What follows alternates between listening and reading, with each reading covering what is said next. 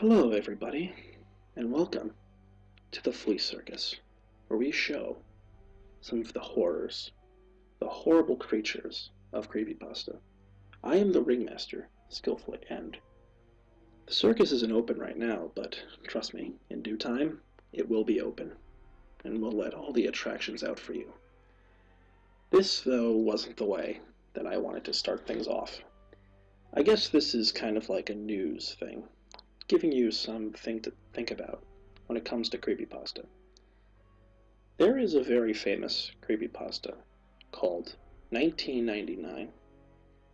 It features the character Mr. Bear, who is a psychopath who murders children for the pleasure of Satan. A very crazy character, but this story had something written in it that has caused me some grief, some concern.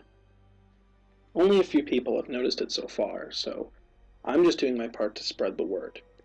I'm not saying that 1999 is a bad creepypasta for this. In fact, I want to believe that what it did wasn't intentional. So, there's a few theories surrounding exactly what this means for the story that could possibly reveal who Mr. Bear is, or it could reveal that the author may have used someone else's work in one of their blog posts. So, let's take a look at 1999 and the post I'm talking about. So, the post I'm talking about is the one from June 21st of 2015.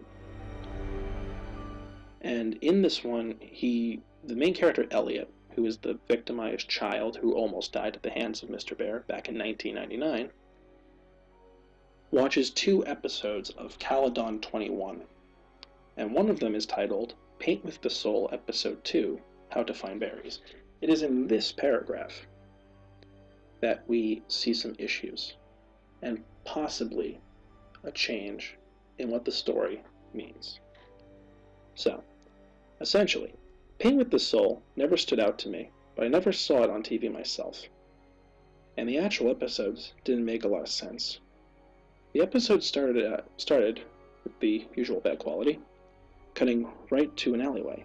The cameraman made his way through an alley, the dialect buildings on one side, a rusting metal fence on the other.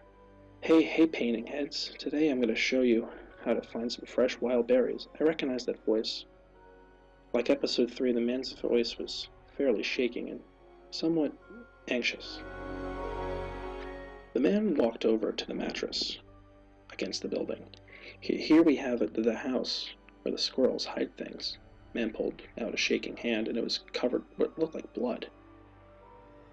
With the bad quality of the film, the liquid looked alarmingly bright. The hand grabbed the mattress and pushed it to the ground, revealing a plastic container behind it. The container had some small berries in it, and we have berries. The man picked up the camera so that it was level with the berries, and took a small handful and presumably ate them. Tastes good, the man exclaimed. Suddenly a scream erupted, causing the man to hastily pick up his camera and begin to sprint. The episode cuts out. So, normally, when I first read this actually, I thought this was a fairly normal thing. But this rips off something very, very popular. I'm not going to play the video, but if you want to look this up, you'll find out what I mean. This is the YouTube channel of Allan Video, or AlanTutorial. AlanTutorial is a very bizarre YouTube channel that shows YouTube videos of what seems like a mentally unstable man running around in the first person giving tutorials on things. In this tutorial video that I have here, it's called Allan Video MP4 Tutorial, and it shows him looking for berries, and he calls his viewers tutorial heads, and after eating the berries, he says, tastes good. So what I'm trying to say here is that this video may have been the inspiration for the latest blog post in 1999.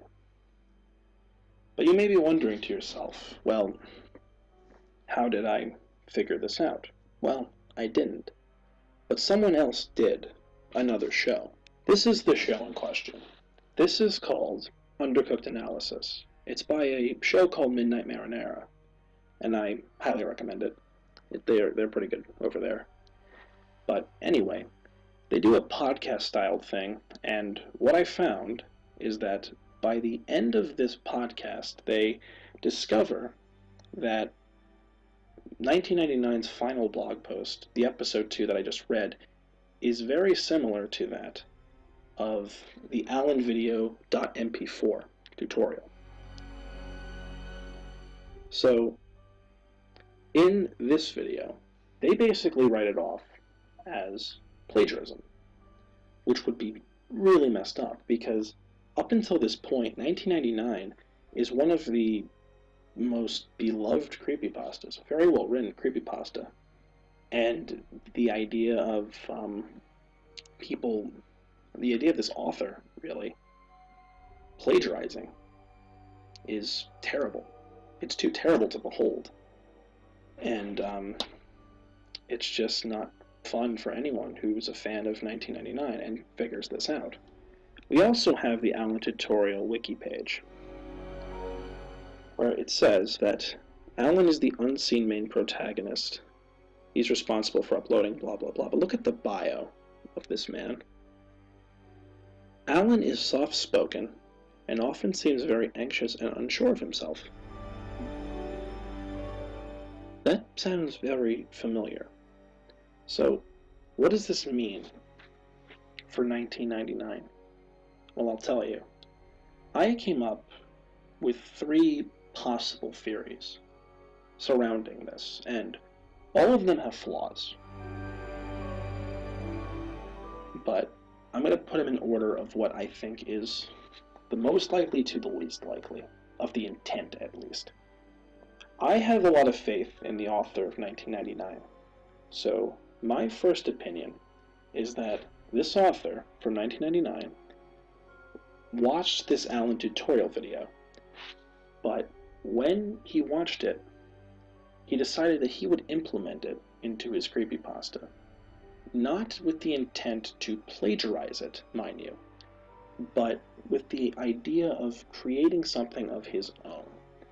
And the thing is that with that passage, the episode 2 passage of Paint with the Soul, is that it directly copies off the AlanTutorial video. Instead of tutorial heads, he calls them painting heads. The tastes good, that's also there. Even the camera and the alley, it's the same thing as the AlanTutorial. But I won't tell you that. You can go watch that yourself. All these videos will be linked in the description. But anyway, the other theory I had, aside from it was just a grave mistake by this author, is that perhaps this was intentional for the story. Could it be, and wouldn't it be a funny idea if the creator of 1999 is also AlanTutorial, and that based on his videos that we're watching, he's writing the story of 1999? Or maybe the third theory, which I don't think either of the last 2 theories really make a whole lot of sense, but what if AlanTutorial and Mr. Bear are the same person, and that the AlanTutorial videos are videos that show the origin story of Mr. Bear? We don't know the age of Mr. Bear. I looked up the laws of Canada, which is where the story takes place, and apparently you need to be 18 years old, or a legal adult, so maybe 16, to buy property. So even if we were to assume that Mr. Bear was 16 years old in 1999 when he bought the property, by 2015 he would have to be double his age, at least 32. And I don't know if this AlanTutorial guy looks like a guy who's 32. So, the only thing I can think of is that if AlanTutorial is Mr. Bear, he would have to be, this would have to be the origin videos of how AlanTutorial got transformed into the character known as Mr. Bear. maybe it's possible, maybe it's not.